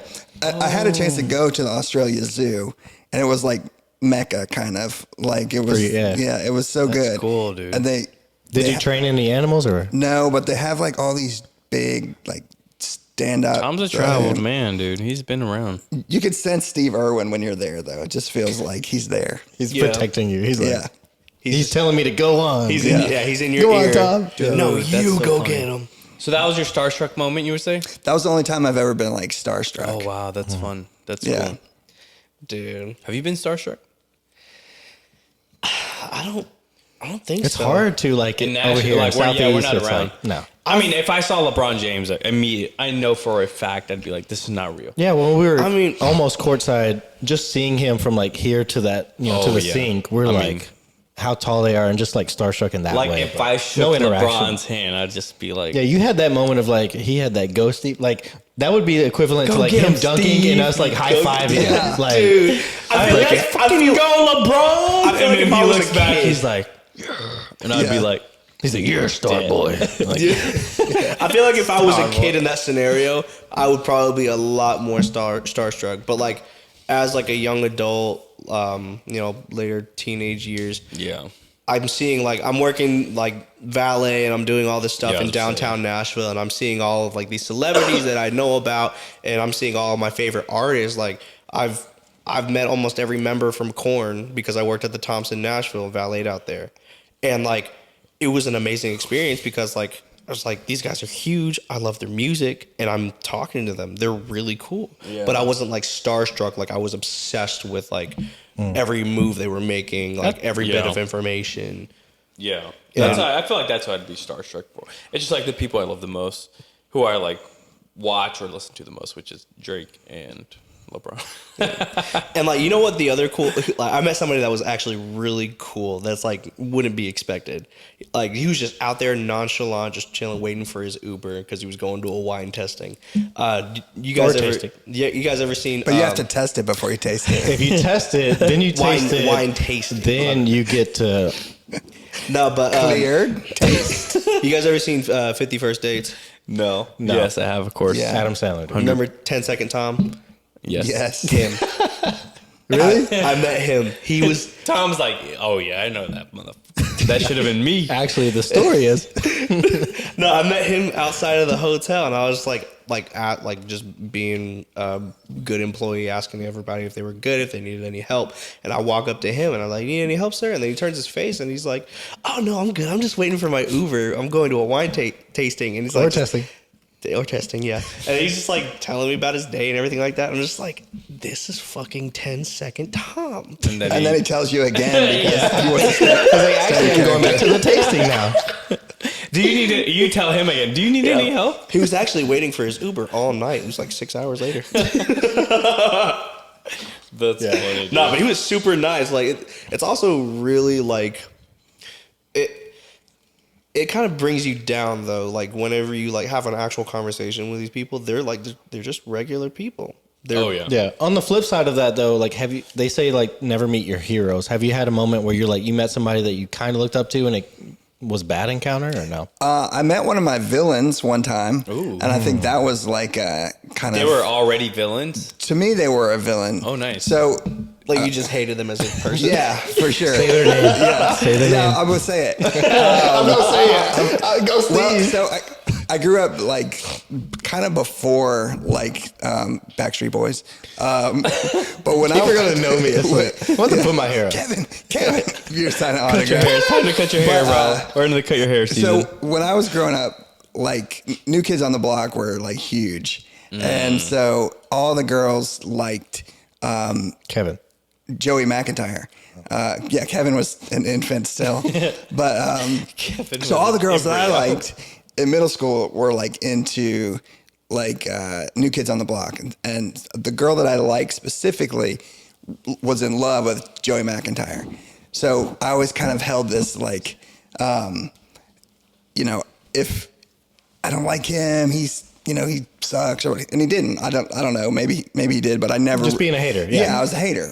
And then like years later in Hollywood, I was doing a comedy show, and it was kind of like a weekly comedy show where they had celebrity guests, and he was the host, and I was in the comedy show. So I worked with him all week. We did comedy sketches together, and I was like, man, this is so surreal. Like that girl would never believe what's happening right now. Like if I told her then, like, yeah, you might like him, but someday he and I are going to just be working on stage together. That's crazy. And I told him that too. I was like, man, I used to.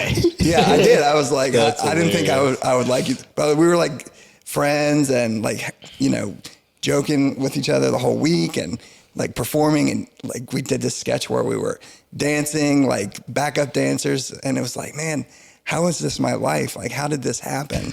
Like, how did I get to that from that place in Kentucky where I would never have imagined that I would meet these celebrities, and now we're just like hanging out. And I think that's why like I didn't even think about it, because you get more on like a peer level. Like you don't see people as like a celebrity. It's like, oh, this is somebody that I want to work with, or this is somebody who, you know, I feel like I'm just as good as. Yeah, right. I mean, 17 years in LA, dude. You like at some point, what, year 5, year 6, year 7, you're like, everyone is potential to be like a coworker with at some point. Yeah, for sure. Yeah, you know what I mean?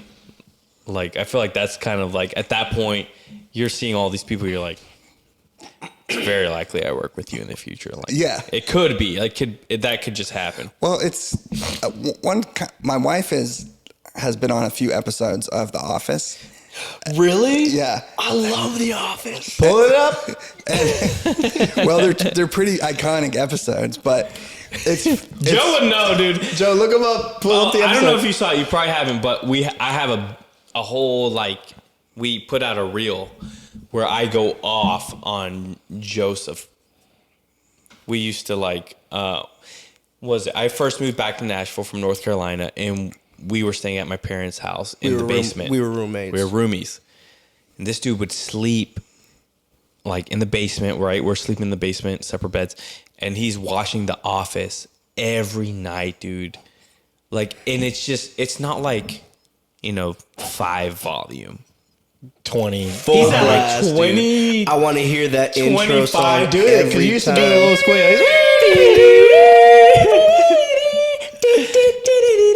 And I'm sleeping, Tom. Like, I'm dead. I'm like, and I just wake up in a panic. What is that noise? Yeah. And it's The Office in the background. Like, he's obsessed with The Office, dude. Yeah, but that's the thing. Like, I see people wearing like Dunder Mifflin shirts everywhere, and they're selling them at Walmart, and I'm like, my wife has a picture of her up in in our kitchen of her and like Jim and Pam's wedding. Dude. So yeah, talk about the episodes. Was at the wedding? Like, how'd she get to that? So she plays Jim's brother's wife. So she's one of the dancers, and she's in that episode, and then she's in the finale and a flashback. So, but Jim's brother's wife. So she okay. So whenever you have a computer right here, no. So like she's in the dance scene too, but there's other version. But that's just a thing. It just becomes part of your life. Like it's not something that it's connecting those two things that are from like. Sometimes I have to separate myself from being that kid from Kentucky to be like, this is where I'm at now. Yeah. And I'm actually kind of immersed in the world. Like, does it take you away from appreciating it like you think you should? Like, you should keep that kind of Kentucky like shock like we have right now? I try to. Like, What's I try her character to. name on it? I'm not Just sure. look up Kathy. She's in the wedding episode. I'm not sure what her character name. Kathy? No. Why do you say Kathy? I just saw the Kathy name pop up. no, Kathy's not. No, we hate Kathy. Oh yeah, I know Kathy. Yeah. But yeah, like you try to keep that excitement, but at the same time you're in the moment. You're so like you've seen celebrities all week, or you saw directors, and I try to still be authentic. Yeah. I've never been somebody who tries to like network and be different from who I am. And sometimes like maybe that's held me back some because I don't really play like a Hollywood game so much. I still very much feel like my Kentucky roots are still a big part of who I am. yeah, I love that. I mean, you seem down to earth. Your character seems great because, like, I know people in Nashville that don't know anyone and they play it up. Like, they just run the game. They network and they talk like this big game. And yet, you have worked with some of these guys, and you seem so chill about it. And you're like a great guy. I feel like that's how you can tell it, like how authentic they actually are. Like, this also, guy's dude, in the freaking web. Hey, also shout out to the South. Yeah. yeah. I feel like the Southern people are overall just like, we're just good old boys. We're just here working hard and doing what we want to do. And like, maybe that translates to the LA life too.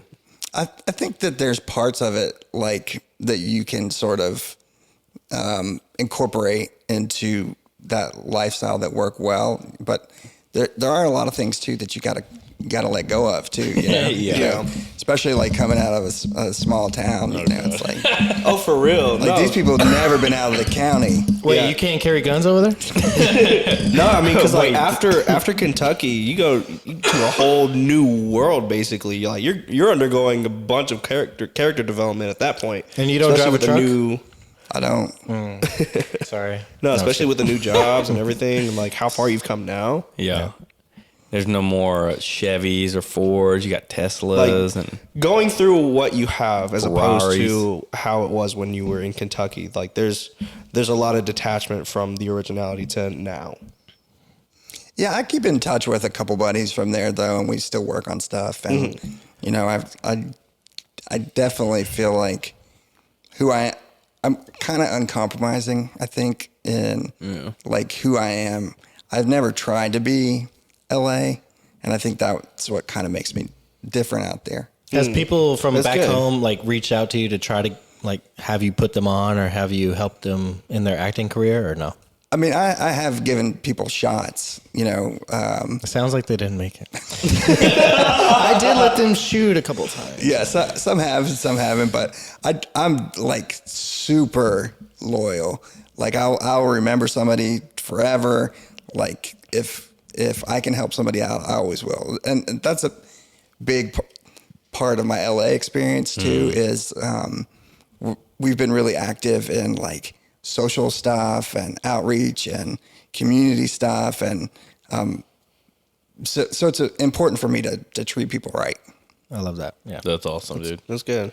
Love it. And do you see that you're finding a lot of people like that, like that are same as far as their character in LA? Like, do you have a lot of friends and community that kind of match the same, like humbleness and just like realness? There's a lot of. I feel like there's a lot of negativity around at least the media portrays, and like I see online, Cali, LA, like that's why I say I don't know if I'll like it because toxic. It's always plastic. It's always fake. Everyone's fake.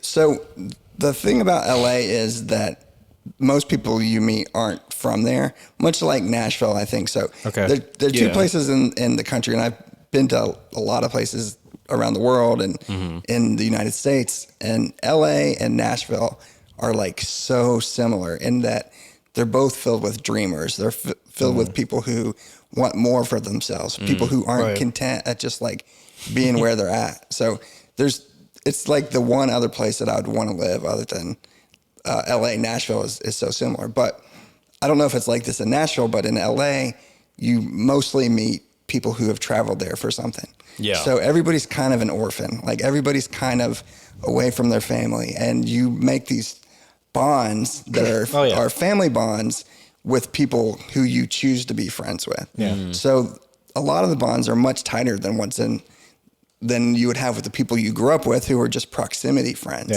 and proximity family. So it's like you create your own family out there. So, I mean, there's so many great communities, and that is truly something that I was shocked about LA, because a lot of the perceptions that I had about it were incorrect. Yeah. I mean, I love to hear that, because that's same, like you're talking about, like, because everyone's looking for their dream and they're trying to find it, but not only that, they're looking for community and somebody in the same vision. And like other cities like Dallas and Austin and wherever else, like they have those people they went to college with, and they kind of get clicked up, and they don't want to let you in. They're like, who's this new kid?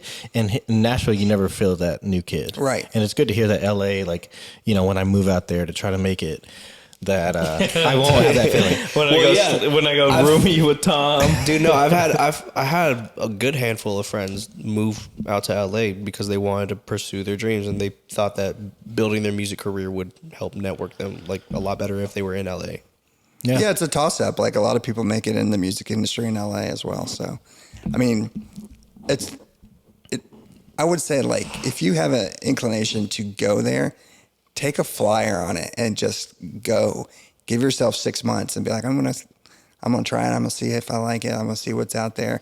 Like, I can't imagine living a life where you're like, I wish I would have tried it. Like, I wish I would have tried to go to LA. And I try to do that with everything in life. It's like, I never ever want to say I could have done this. Yeah, I could have done that. Don't live. That's something I always remember about you, Tom, is you saying that, like, you're always like, I never want to look back and regret a decision, like, or making a decision. Like, you just want to do it, and then, like, whatever happens, happens. Yeah, I had some people in my life, some family, some adults when I was a kid, and they were like, "Oh, I could have been a comedian. I'm so funny. If I'd gone out there, I would have made it." And I'm like, but you didn't. You didn't do it. You didn't go. Did it, yeah. It's easy to say it. It's not easy to go out there and put on a too small clown suit and go to somebody's house. You know, like, you gotta try it. That's awesome. I don't ever want to be that person who says, "Oh, I could do this if I had if I tried it." Could have done this. I know I could have done this. Yeah, don't ever say that to me. That's like that's the last thing I ever want to hear. Somebody's like, I will light your ass. Never say that shit. Get that out of my house. That's so fun. I love it. No, that's great. Okay, look, Tom, you're a Kentucky boy from a small town, 3,000 people. A lot of reputable people apparently come from your town. Yeah. So you got that going for you. You moved to LA, you pursue a dream, you're a casting producer, executive producer, you've done these great shows. What advice do you have, dude? Like, you've lived some life, you've traveled, you've seen things, you've met people, dude. What advice do you have to people who are pursuing dreams? Like, what do you want to tell to people? Like, what's your passion? I would say prepare to fail, like, as a step forward. Like, fail forward. That's the thing. That's awesome. And maybe somebody has said that before that I've heard, but at least 3 people. Yeah. I have failed so many times. I've tried so many things that didn't work. I've taken so many chances, and I don't regret one single one of them. Like, just keep pushing, work at it and don't let failure define you. Like, I guess it sounds cliche, but it's honestly the truth. Like, fail big, like take big swings. Yeah. I always compare myself to like, having a puncher's chance.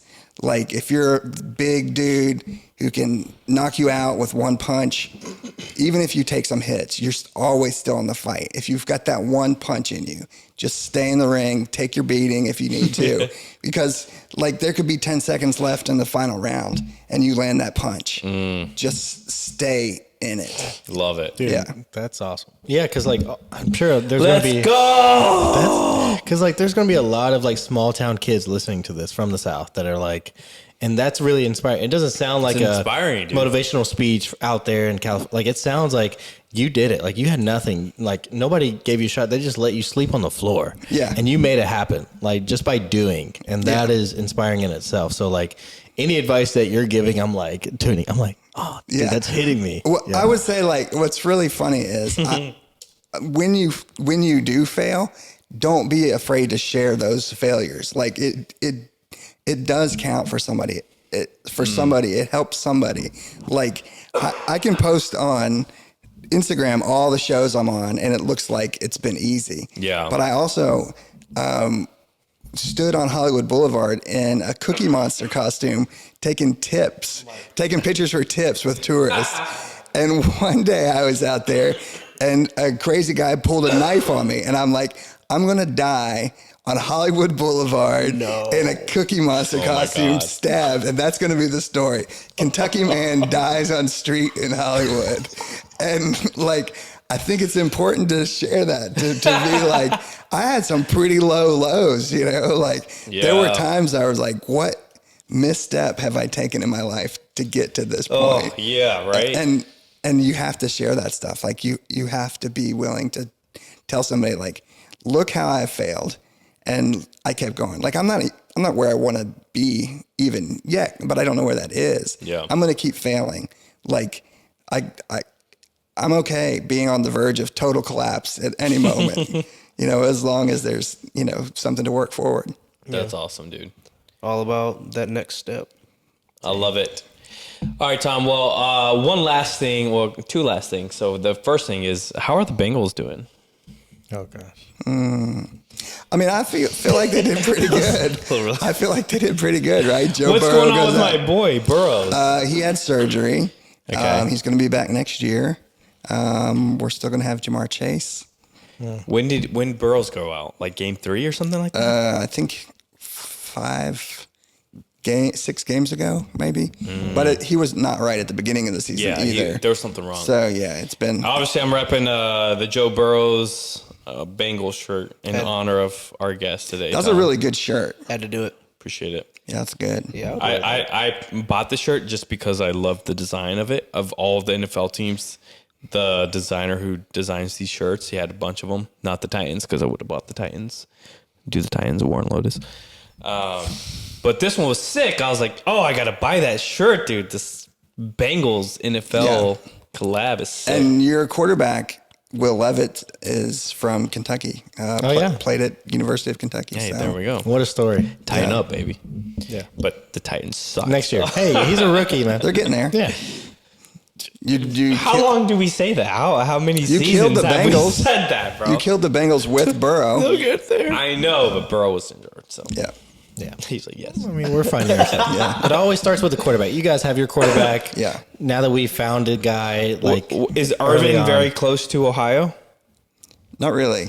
Okay. Maybe an hour and a half. Oh, okay. But we didn't have any teams. I mean, that's close. Yeah. I mean, like, Arkansas boys, like, you have Nashville. Yeah. Or you can go... Yeah, I mean, Kentucky, there's no, like, professional NFL team, right? Or professional basketball team, except for... There's no professional anything team, right? That they treat it like professional. They do. They Hockey, really do. Nothing. MLB, nothing. That's wild, right? They ain't got it's shit. the same thing like Alabama. How is there not a professional? But again, because they esteem their colleges so high. Yeah. Like Nick Saban is a god there. I know. University, like the Wildcats. Dude. I guess that's what happens. North Carolina has the who was it, the Panthers? Mm-hmm. and they are trash. Panthers and the Hornets are absolute Small garbage. market. Yeah, small Yeah. market, yeah. No, they're We had Cam garbage. Nugent. They went to the Cam Super Bowl. Nugent, exactly. And That's the who we Nugents, have. yeah.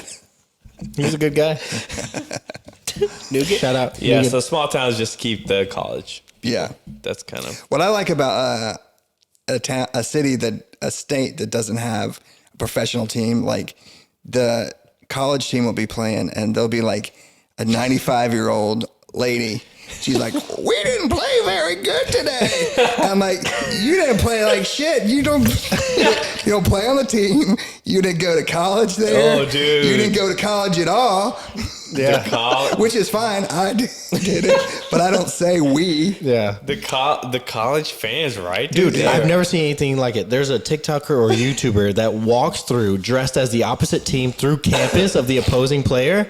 Like he went to University of Alabama in Tuscaloosa and like was walking and just had their jersey.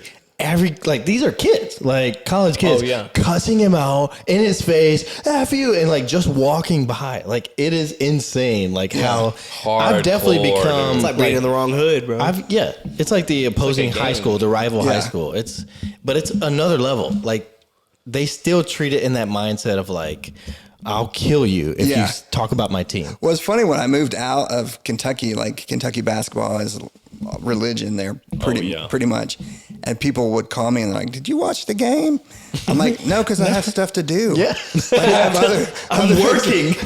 It's not the only thing in my life anymore. I know. And like as a kid, it used to be for me, but That's I probably talked to it. you- That's probably the thing about small towns. There's nothing else to do. Yeah. Right. And there's you only have so 2 much to hours do. of your day to like sit there and like just watch. Yeah. And like I can't remember the You last can time I only watched the Lakers four-wheeler game. through so many mud holes, dude. Yeah. Or I drive mean, around so many parking Shoot lots. so many deer. There's deer seasons only once a year, baby. So- Drink or enough go and beer. find any, farmer's daughter and marry her. Sit on your truck in front of the Walmart parking lot. Yeah. There's only so much of that you can do. We had built up so much goodwill with the South prior to this. last 5 minutes. Hey, I'm from there, They're dude. like, I like these guys. We're going to really get behind them. They're like, why are they trashing the South? No, I mean, I love it. I can't live there anymore, but I love it. I love it, but I never living there again. Boy. I can't believe my dad still lives there. Do they call out your accent in LA? Not too much. I don't think I have like a real distinct one. My wife has a really Southern accent still. Yeah, she Do sounds her like real a quick, the Southern voice. belle. Get him in trouble. I'm just trying to not do that. What's funny is almost got it. Yeah, I have I have this thing where if I'm talking to somebody because at Groundlings it's very character based. So like you have all the SNL people come from there. So it's really about characters and big personalities and stuff. So I will be out at a store, and if somebody comes up to us, my wife and I, and they're talking, and they're a big character, I'll just like lock in, and I'm just like, I can't concentrate on what they're saying. I'm just like memorizing all their, quirks and stuff. And my wife will look at me and she's like, you have no idea what they said. Like, you're out of it right now. I'm the same way, though. That's Joseph, the entire podcast. Yeah. He's like, Wait, what did you just say? I felt like you've been engaged, especially when it's office stuff. Oh yeah, for sure. No, but He's like- I'm the same way though, because like if somebody's talking about something and like God forbid they stutter or accidentally mispronounce something, that's the one word I focus on, and then I forget everything else they say. wine testing. Yeah. Oh, I felt we just keep going. But, There we go. I don't know what else he said. ADHD. Yeah, I have that. Oh gosh. Diagnosed? Have you been diagnosed? Yes. Look, before I went to the grocery store, I was supposed to be screened for ADHD Yeah. by what is it? A psychiatrist. Yeah. I was scheduled, and in the grocery store, it lapsed, and I had to pay $200 because I didn't show up or cancel it. Did mom never take you when you were younger? Your mom took you? Dang, let's go there, dude. Dude, mom took This me. week- Mom took me, and they had to give me meds for it. Like it was so I bad. probably would do good on meds. I have meds. Yeah, Really? I think we don't have to keep this in, but No, yeah, I don't mind. In fact, it's part. I've recently started sharing more about having ADHD because, Yeah.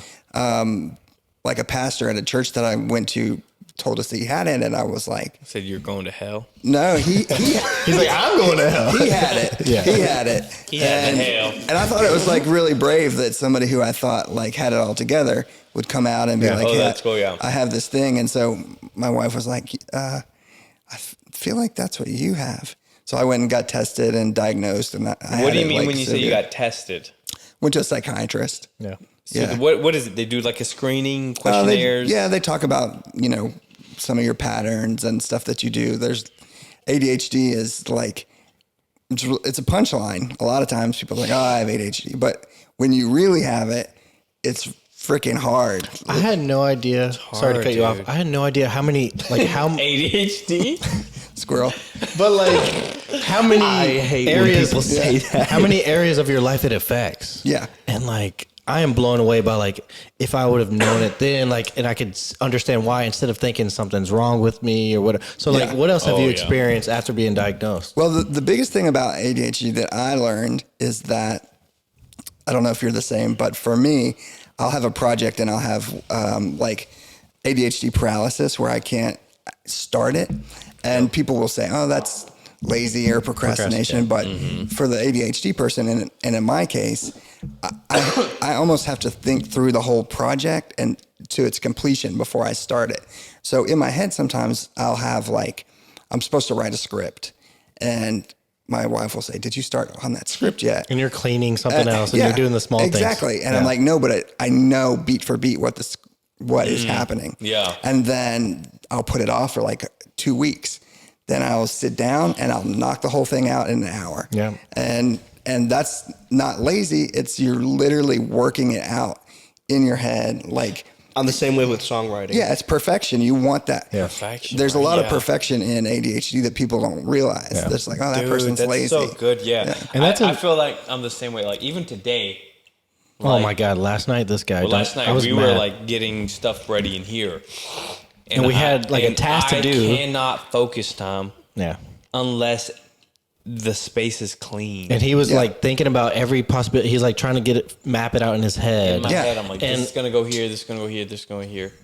But it wasn't clean. But before anything, it has to be clean. Like, I have to be able to focus. Yeah. And that's like, oh, it's so wild. Again, dude. inspiring. It's so wild. I'm tired of using that word, but it's like, especially having diagnosed ADHD in your field, it's like, if he could do it, like if he can cast and like have all these projects ran and like create and go out and find, then I could do it. Like, well, yeah, it's not about like forgetting it. You don't forget about the task. Like it's there. It's one of the many things that cycle in through your head, but it's also one of the main things as well.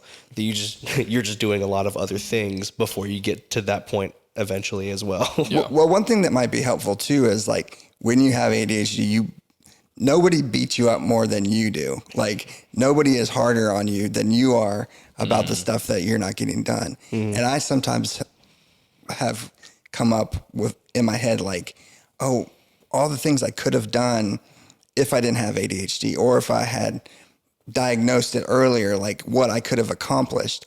And then I think probably the truth, many of the things I've accomplished, I couldn't have accomplished without ADHD. Yeah.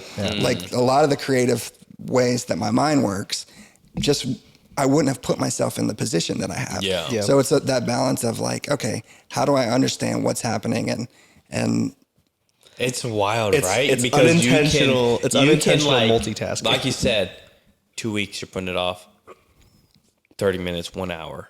What would it have taken 2 weeks to a month for just someone? yeah, it's like a superpower in You're like like- crunch time. Yeah. Just blasting through it. Like I just did that with like some work project, and I'm just like, dude, it is bizarre. It's wild. And you're a king in chaos. Like Yes, if the world is blowing up, you're the one person who's getting shit done. Yeah. Like, Yes. like count on the ADHD person. Like if there's a disaster, find that person because they'll get you out of it. That's funny, That's man. true, It's so true. That resonates. So all you ADHD watchers who clicked off 30 minutes ago because of the comment that someone said on the bottom about this or that. Yeah, or like, the little stutter that got you sidetracked, and you're like, I hate this guy. Or you remembered that you were going to watch this video before you watched anything else. And then you had You that heard project about the to do. Turtle Man, and you had to go look up the Turtle Man real quick. You're watching the wedding episode. Exactly. Okay, all right. I just want to nail this down while we're on this topic again. You have a laptop. Look it up. No, I remember it by memory. Okay. So you said wedding episode. Whenever the Jim's brothers were up there doing like the terrible joke, the wife's reaction was that her. Yeah, I fucking love that. Yeah. Okay. And she's wearing like a white and black polka dot dress and the wedding thing. But Can I just say she played off being pissed at her fake husband really well. great. Tom, Yes. thank you for being on you the so podcast. It was a great episode. I appreciate all the insight into the casting world, It was fun. to the Southern living to LA life. And I hope you come back on, dude. I will. And if anybody wants to stay up to date with things I'm casting, Yes, plug it. I do like post usually on my TikTok, which is Oh, okay. Tom from TV. Tom from TV. We'll link it. We'll show it in the. I think that's on Instagram as well, but TikTok is my bigger place for like posting, hey, I got this show going on. That's Which is awesome. funny because I get a lot of people are like, you don't really have a show. But IMDb me. If you want to be on reality TV and that's been a dream of yours, you've been just dying to be on some type of television, get your name out there, and you have a character you want to be known by the world, go follow Tom at, what is it, Tom? Tom from TV on TikTok. Tom from TV at TikTok. And probably Instagram. We'll link it in the bio, in the description below. He is out there looking for characters for these TV shows. I mean, he's on Fox. What is it? He's trying to get on CBS. You haven't been on NBC, NBC, Nickelodeon, Bravo, A&E. Oh my God, he's everywhere. Dude. TLC, Got a show on Peacock too. Peacock. Tom's everywhere. So go follow Tom on social media. He'll put you up. Obviously, if you're a good character, if you're not, then If you're boring. He only casts winners. He only Winners casts. only. He only casts Star Boys. He's my favorite winner so far. Be a winner. Go follow Tom. Tom, again, thank you Thank you, so guys. much, man. Awesome, really fun. appreciate you. All right, boys. Now we dance? That's a wrap. We'll see you guys in LA at Tom's house on the floor with the On the sheets. floor, baby. Like and Love you subscribe. guys.